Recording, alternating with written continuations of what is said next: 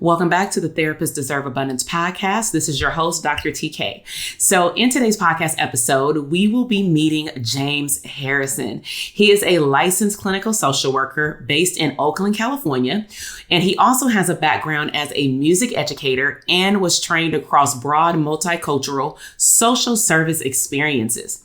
With over 20 years of experience, James is dedicated to supporting individuals and families optimize their mental wellness practices. He values each person's lived experiences, and he utilizes talk therapy to address areas of mental discomfort that can result from complex relationships and work stress, trauma, family conflict, learned helplessness, isolation, loss, and so much more. I cannot wait till you tune in to this episode.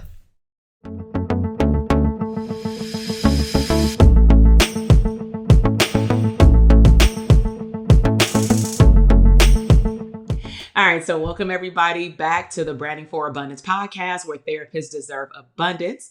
I have another epic guest. I am on a roll. I have been interviewing some awesome mental health therapists across the country. And so I want to welcome James to our podcast. Say hello, James. Hello. All right, so let's jump into it. You heard a little bit about James on the intro right before we started this episode, but I would like to give you some time to get to know him yourself.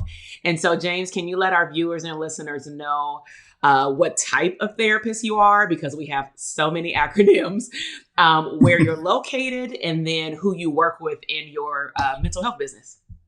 Sure thing. So my name is James Harrison. I'm a licensed clinical social worker. I live here in Oakland, California, and I actually am licensed in California and in Arizona. So I provide services mostly right now via teletherapy for folks, and that's usually for Black and Brown and everybody else who are wanting to manage their depression, anxiety, and also kind of manage some of their life transitions, and of course talking about trauma and the ways that they're able to cope in different ways and developing compassionate communication towards themselves. So that's kind of what I do in a nutshell.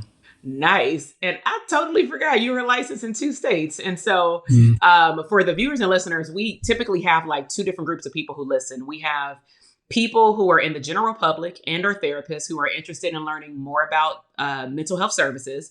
And part of the reason why I bring on clinicians and then clinicians who have been in my programs is to destigmatize mental health and to educate different viewers and listeners on the different types of therapists there are, because it's not a one size fit all. And so can you speak to what it was like? I'm kind of jumping ahead of myself, but I totally forgot you were licensed in Arizona. So can you tell the therapist what it was like to think about even getting licensed in 2 states? Like, why was that important to you? Yeah, so a little bit about my background will allow for me to tell that story. Yeah. So I have some family members who are also in the healing arts, is what they call it, right? So there's a group home that my family has been running in Arizona, and I wanted to be able to support them in my practice and support them just doing consultations and whatnot, because they were working with some individuals and clients who had some developmental delays, but also were also navigating the foster care system. And my background has been working with youth in the foster care system, working with families. So I wanted to make sure that I was able to provide services ethically in that state, but also to be able to expand my practice to be able to support folks in Arizona as well. That is so good, because I'm gonna start pulling things out when you say it, like, just so you know. So one of the things that you spoke to indirectly, but I'm going to repeat this specifically for therapists, is you saw an opportunity that you were already connected with through like family, relationship, and community. And then you saw that there was a need, and then you went and developed something to cater to the need.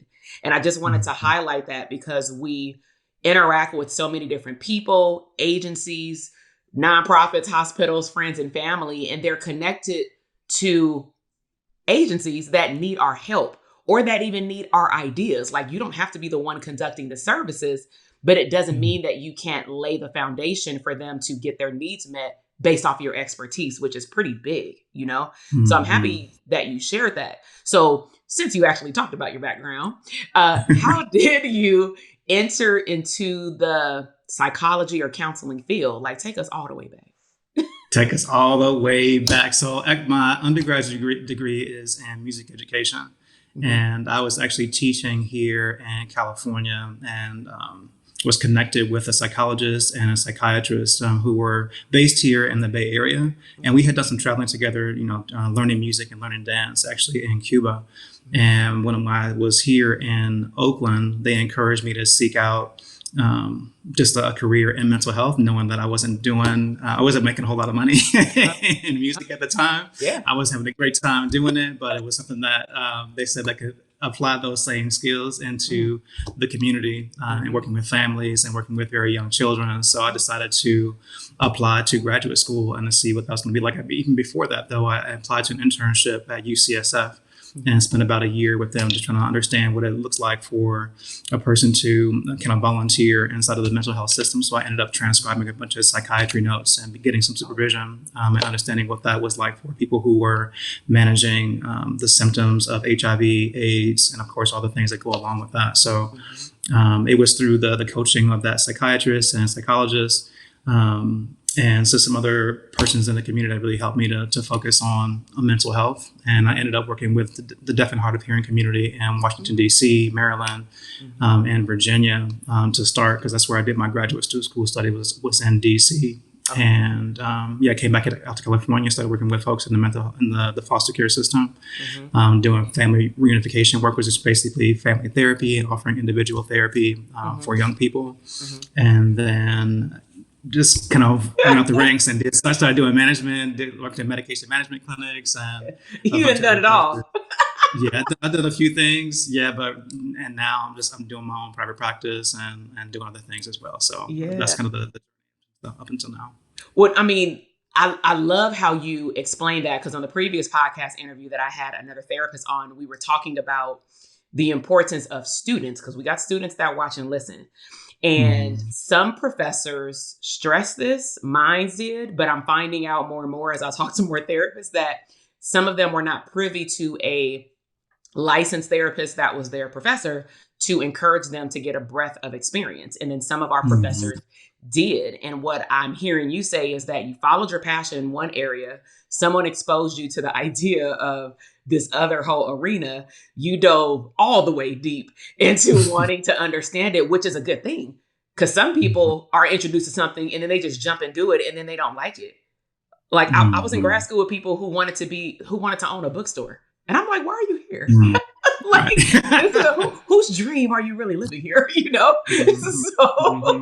So I'm happy that you explored so many different arenas that it sounds like leaded you into what you do now. So can you share with everyone what does your practice, because it's your practice, not someone else's practice too. So what does your practice look like now in terms of who you serve?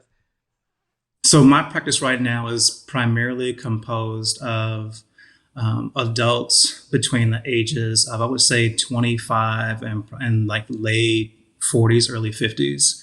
And I did that intentionally because I wanted to be able to support people, I mean, of course, in tech, because there's a hotspot here in the Bay Area, but also as people that I connect to quite easily. I mean, I have a decent amount of experience in working with youth, but I also noticed that a lot of the people that I was serving were parents or are parents, and they want to be able to connect with their children. So being able to have conversations with them about just different communication styles or different strategies that they can use, but also talking to their inner selves and their inner child. So there's all this work that is kind of intertwined, and being able to understand oneself. I mean, I think the kind of common language is knowledge of self, but also having these compassionate conversations, these courageous conversations, so we can live in more empowered ways. And what that looks like is going to be it's going to be a tailored journey for the individual. So I do an assessment for them, and I do all the kind of required things around treatment planning and whatnot, but making sure that it's very, very specific to what they want to be able to see themselves grow into.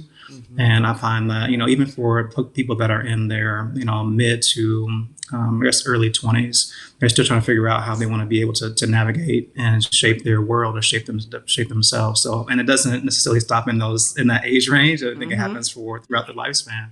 So I found that I enjoy working with that group overall. Yeah, yeah, and developmentally, I mean, that's right, dead on anyway. With what we learned in developmental psych, like in your 20s, you're Mhm. exploring the world, and technically, developmentally, by 30, we should have it together in terms of where we want to go. But let's be real, that's Mhm. when a lot of us switch up what we're doing to realize Mhm. I haven't even been happy these last 10 years. And living And somebody else's dream. right, and so that's when we really start exploring, is when we're supposed to be settling down, right? Mhm. So you mentioned something really important. And I actually want to go back to it when you were talking about the communication between the parent and the child. So I know that we've had conversations offline, because you're part of the elite coaching mastermind community. And a lot of us have worked clearly in the inner city, especially clinicians of color. And Mhm. this is what I experienced, and let me know if you experienced this, and did this play a role in the products that you've created, which we'll get into for to serve your clients. When I was working Mhm. at certain practicum sites in which the agency itself may have been ran by non-clinicians of color, but then the people Mhm. that we served were all, I was up in the Bay, so all Black and brown. We Yeah. found that when we would want to do play therapy with these kids, and then they would go to the sandbox tray or the feelings chart, they would say, this doesn't identify with me. Or the kids would say, well, I guess I'm gonna be like Black kids. They would say, I guess I'm gonna be this white princess because I like her dress, but she don't look like me. Or I think the Yeah. worst I saw, um, I don't know what they're called, but they're the small figurines that make Black people look like a clown. I can't even sugarcoat it because let's just be real. They were like Mhm. old school, you know, and those were the Yeah. figurines that the children were supposed to identify with because those were the only Black toys that they can find. And they were like, oh, these are ugly. And I was like, Mm. you know, so did you experience working with kids and them not being able to see what they look like, in play therapy and what that was like? Absolutely. So when I was one of the first internships that I had was in San Francisco. I said internships is like postmasters work, Mm-hmm. and I remember we were kind of mandated to use these sheets that had the emojis on them, and for the children to circle the emoji that Yeah. most represented their feeling when we met with them. And I was like, none of these represent anything that looks like anybody except for what you would use in your phones. So even when we would try to do, I mean, there was a few of us that were pursuing something with play therapy or just in movement or dance therapy, art therapy, but there weren't any tools provided by the agency Mm-hmm. that reflected us. If we want to find something, we had to go out and buy it ourselves. And that was, I mean, sometimes they would reimburse us for those kinds of things, but most often not that specific kind of tool. So yeah, I had a very similar experience of Mm-hmm. not having any tools available. And that's actually why like I got frustrated and created my own stuff. Right. Yeah. I remember the practicum site that I'm referring to. Like, it wasn't until, and I'm just putting a tip out there, for our students and our clinicians, that if you're at a site and what you're doing and the tools that you have, if they don't really resonate with your clients so that it can trigger them to become vulnerable and to open up and talk about their Mhm. emotions, you actually need to say something. And it wasn't until a group of 8 of us, because out of 16 interns, 8 of us were of color, we actually said, yeah, this ain't working, And so because Mhm. we made an uproar about it, like every week, they had no choice, but to go get a play therapy book and give us a budget. And they said, now go pick the toys that are most clinically appropriate, because we had to talk about why those Black clown toys were not appropriate, And that was Mhm. a culturally competent situation that we had to address with our older non-Black supervisors, if you give me. So, Mhm. so tell us, like, we've mentioned, I've been hinting at these products that you have, and I'm hoping that you have one that you can show our viewers. Mhm. Can you talk about how your product came about and give the viewers and the listeners a little bit of information about what they can do? Yeah. So this product came about because I mean, I had been working with youth in the foster care system and families in the foster care system, and they're really, like we've been talking about just now, there are a lot of tools, Mhm. specifically flashcards or posters that look like us. A lot of the posters were mostly white focused compared to it being more of a spectrum. Mhm. And I sat down with actually somebody else in my family who's an illustrator, and we got together a couple of holidays ago. I think it was like during the Christmas break or something. And I asked her, like, would she be interested in pursuing this project with me? She was like, absolutely. Ah, So we ended up creating a set of 30 images with the vocabulary words to accompany the images. And I also have another cousin who is fluent in Kiswahili. So I wanted to continue on this path of expanding our sense of identity and connecting to just cultures that are outside of, or just anything outside of, but are also part of us. So we can continue to grow and to develop and remain curious about who we are as individuals and our identity. So here's an example of what one of the cards looks like. So this is, this is our kind of, main character. Her name is Coco, but Coco. I know Coco. So with Coco, on the front is her image, and she has an expression which we're going to call curious. So this allows for our young people and adults too to be able to put names with the expressions that they see. Mm-hmm. And what you see at the top is the expression or the vocabulary word in Kiswahili is pronounced waza.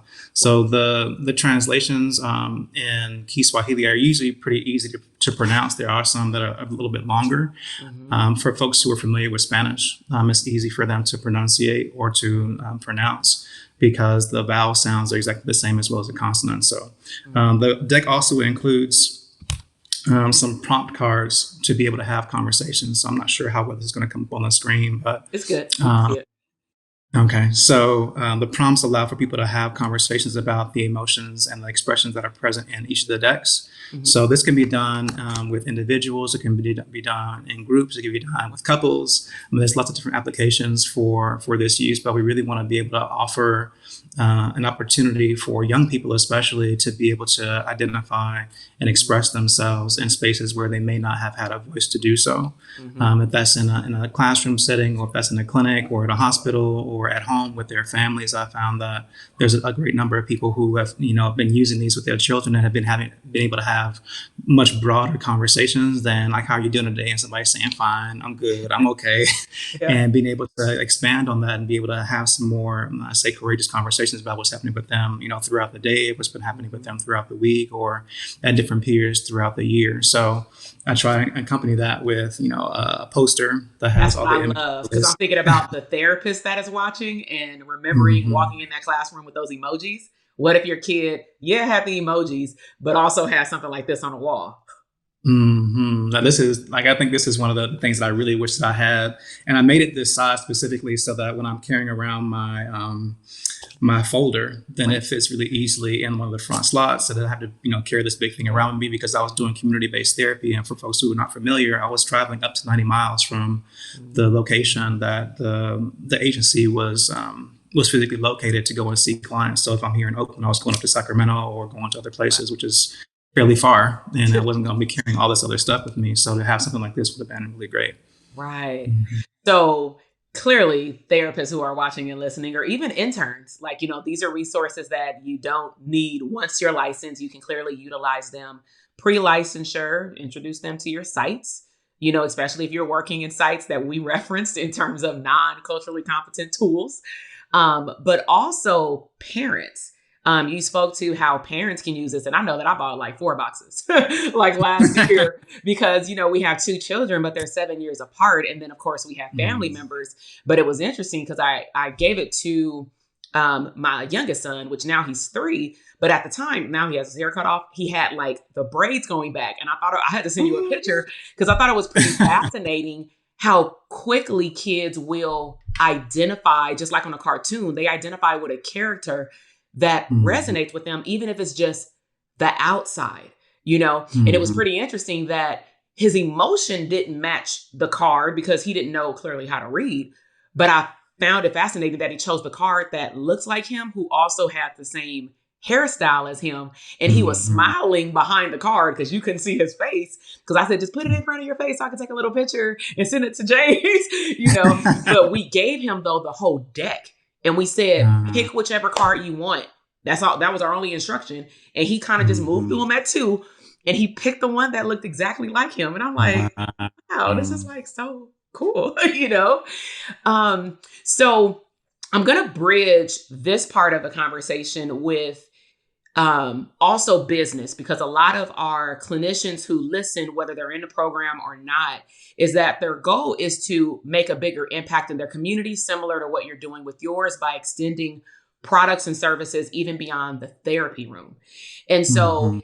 can you talk about one? Because I've been knowing you for a minute. So, Mhm. can you talk about how you and I first met? And then, why did you think it was important to get help in your business at the time that you did?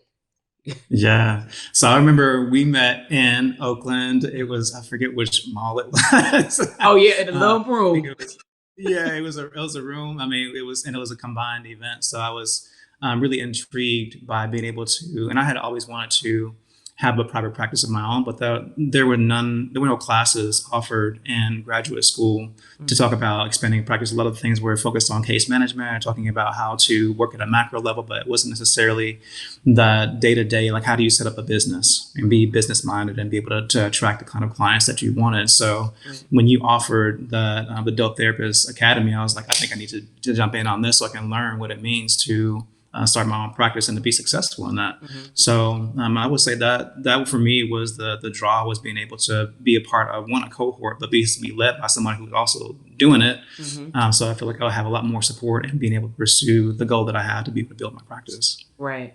Right. And so we're in a season right now, and I know that people see the trend hopefully on the podcast where half of the year we focus on business growth, which is really private practice. Like growth is still increasing your caseload. Growth is getting your ideal clients and charging your value, and being happy, with lifestyle. But a lot of therapists mix up, or just people actually mix up the word growth and scale.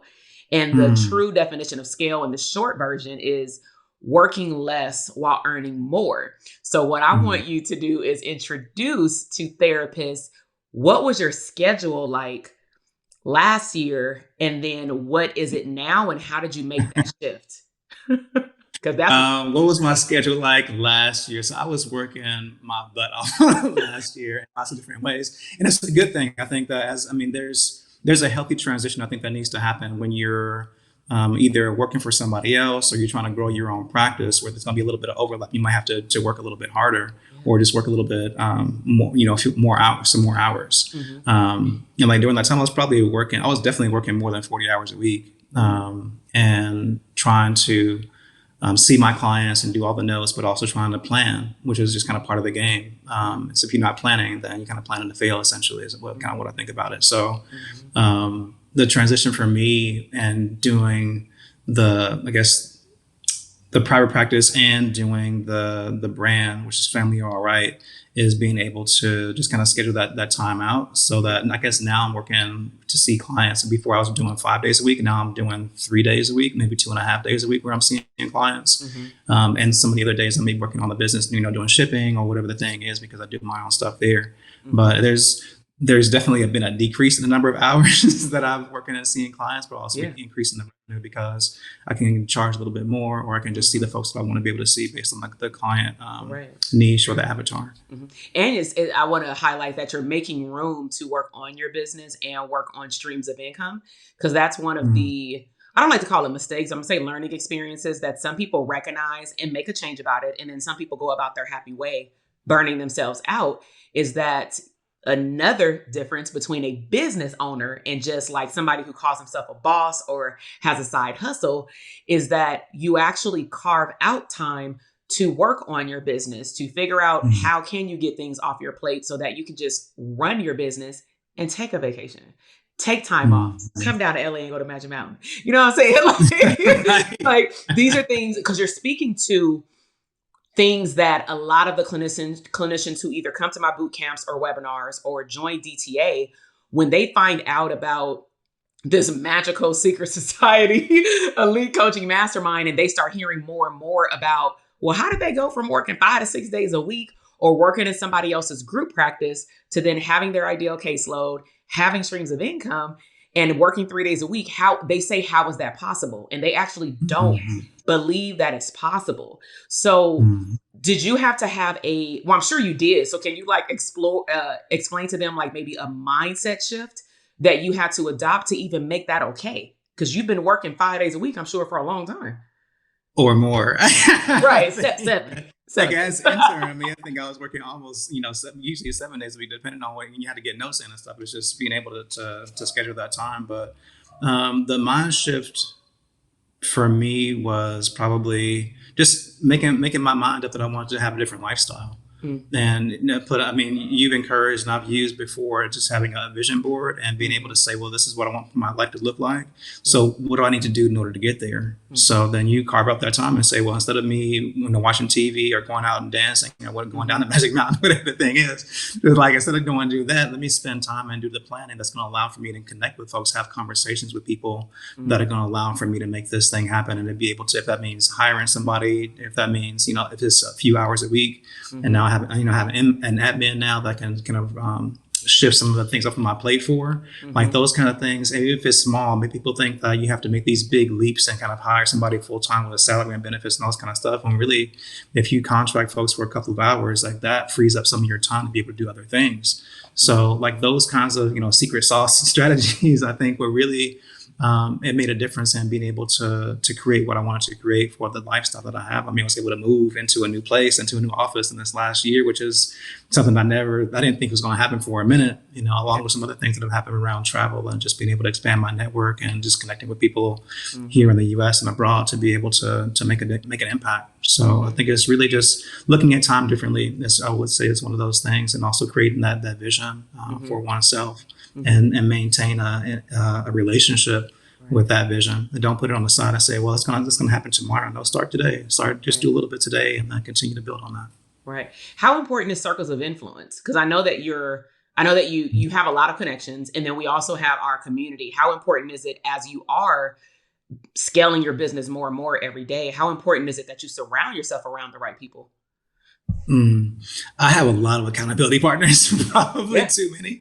But I think that it does help to connect with people who are also aligned with creating and growing and scaling their business. Or if I have a lot of accountability partners. I have somebody that I work with for fitness and spiritually, for, of course, for the private practice and for the coaching, like all that I see as accountability partners, people that I'm checking in with, and people that are also wanting to grow and to see their impact, expand. So I think that, it's really important to have people that are of a like mindset or of a higher mindset, to be able to, I say a higher mindset, people who have more experience or have done it before, or at least have the tools to be able to get you there. I think that hanging out with people who you want to build is one thing. Hang out with folks that you are on their same level, but also hang out with folks who are levels above you is really, really important to have a good balance with. Yeah. One thing that I want to sum up with circles of influence is that it's okay to have multiple accountability partners who serve different roles in your life. Because sometimes, people may want to do a one size fits all. And even as like a psychologist, a mother, a wife, a coach, as a business coach, I'll say, I will not be your all in one, because that's really not even doing what I preach. I would be a hypocrite, because one of the things I preach even to potential clients, even as therapy clients or therapists, coaching clients, is that you need to find your purpose and what you want to work on in this upcoming season in your life and in your business. Based off those vision board goals, once you clarify what that is, then the teacher will always appear. But sometimes the wrong teacher appears because you're not clear. So like when I was clear that I wanted to learn how to only do online courses, I went and found a coach who taught me only to do online courses. But then as I grew more and more into my mindset and scalability options, I said, oh no, like this year, my goal for 2021 was to find a coach that can help me with scaling my numbers in the back office, but most importantly, becoming a better leader. And I know that in elite coaching, you guys saw that, Raph, because we talked about organizational charts. And I think that's when y'all probably wanted to throw in the towel. Because, and I'm saying that to the viewers and the listeners, because the image that I gave them is I showed all of my students like my organizational chart, but then I also showed them a blank one. And then I showed them one of like a private practice, and I walked them through it based off of their streams of income. And one of the most important parts is that most business owners don't understand that currently you probably are filling all 20 boxes on your organizational chart to make your business run. And that's probably why you're tired. That's probably why you don't have time to work on all of these other streams of income, let alone one, you know? And so circles of influence can put you in your place. And you should choose partners that you allow to tell you when you need to slow down. Yeah. You know, that's key. Yeah. So one other question I do want to ask you before we wrap up is, let's just say that your ideal client is watching, like someone who's interested in therapeutic services with you. Part one of the question is, do you do telehealth or in office or both? Because that's important for them to know. And then two, what if they're still on the fence? Like they're stigmatizing mental health a little bit. Like what can you share with them to make them know that mental health is okay? Yeah. Right now, I offer mostly telehealth services. I say mostly because I do plan on going back to in person at some point. But until things get a lot more stable with pandemic stuff, then that's just kind of on hold. For folks who are on the fence about participating in therapy, I offer consultations for free just to have a conversation with folks. And I encourage people to, I say, shop around and have different conversations, do these consultations with folks that they think are going to be a good fit for them. My approach often includes just kind of a conversational, just approach, and being able to have these conversations or have these discussions with people about what's going on for them. And that's really what I think therapy should look like. And that's what it should feel like. It doesn't need to be this kind of interview where I ask you all these questions all the time, and then you just come in and just kind of give these, one word, whatever responses. You come in and cry all the time kind of thing. It really can be a conversation that can invite some joy, can invite some really healthy ways of looking at life and being able to kind of dissect that and ask some healthy questions of oneself, with somebody who's non-biased or somebody who has less bias than other people that are in one's life, so that there is an opportunity for us to grow. It's not just about me growing, or the client growing. It's about all of us growing and being able to bring some of that healing into our families or into our relationships or into our, our community, so that this illness or these illnesses can kind of go away. I joke around with clients and say, I want for you to fire me at some point, because I want for you to come in and get these skills, and then go out and share with somebody else. Let's grow this in a way that allows for us to really heal ourselves. So I make an effort to share with folks that it's not just coming in and saying something is wrong with you. It's coming in and saying that, well, let's look at what you're doing that's going really well, and let's look and see how you want to be able to improve on the things that you're already doing, and address the things that that have been kind of suffering or have been taking some time to address. And we can do that little by little bit. It doesn't have to be all at once. There's something that can be chipped away at, and this is why the treatment spectrum can be short term or can be longer term. It just kind of depends on the pace that a person wants to be able to move at. So, I encourage persons who are, or couples who are seeking therapy services or on the fence about it, to just go out and just interview the folks. Have some conversations, have some questions for them, have those conversations, so that you can get a better sense of what's a good fit for you. Right. That's good. That's good. So if someone beyond even therapy wanted to grab a hold of your information, or better yet, get a copy of the flashcards, how would they go about doing it? Yeah, if people want to get a hold of the flashcards, or now we got a coloring book that's now coming out. And get all those. Yeah, so if you want to do any of those things, I'm really excited about that. They can go to FAMYOUALRIGHT. That's FAMYOUALRIGHT.com. Or if they want to look for the therapy services for here in California and in Arizona, they can go to CHCFAM. That's letter C, letter H, letter C, FAM.com. And we offer both therapy services and now coaching services. So. Yeah. Nice. And we always do a disclaimer with therapists. And so because in comparison to some podcast episodes, I think you're our first clinician where you're talking about therapy and coaching. So for therapy services, we want to make sure that the viewers know that you have to be residing in California or Arizona to participate and inquire about his therapy services. But you do not need to be in California or Arizona to either check out the cards or even inquire about the difference in the coaching services, because we do want to make that clear. Some people get confused. And so I want to say from the bottom of my heart, I love enjoying our conversations. I very much so know that the viewers and listeners are going to enjoy this episode, especially those who have been able to catch it on video, because if you own a podcast, you definitely want to hop over to YouTube and check out the demonstration in which he shows the cards, but you can also head over to his Instagram page and check those out. And we'll make sure to link all of his links in the show notes below. So for everyone tuning in, I greatly appreciate your presence for this episode and this interview, and I will see you in the next one. Bye.